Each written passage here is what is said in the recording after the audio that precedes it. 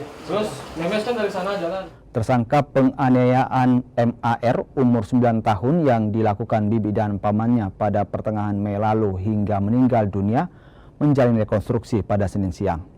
Rekonstruksi dilakukan di tempat kejadian perkara di perumahan Padengo, Kabupaten Gorontalo.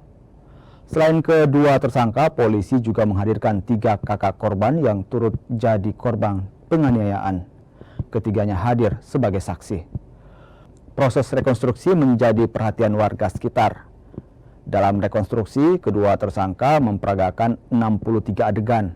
Rekonstruksi yang berlangsung selama 6 jam ini menggunakan peran pengganti kedua tersangka dan lantaran beberapa adegan tidak sesuai dengan keterangan saksi. Antara keterangan saksi dan keterangan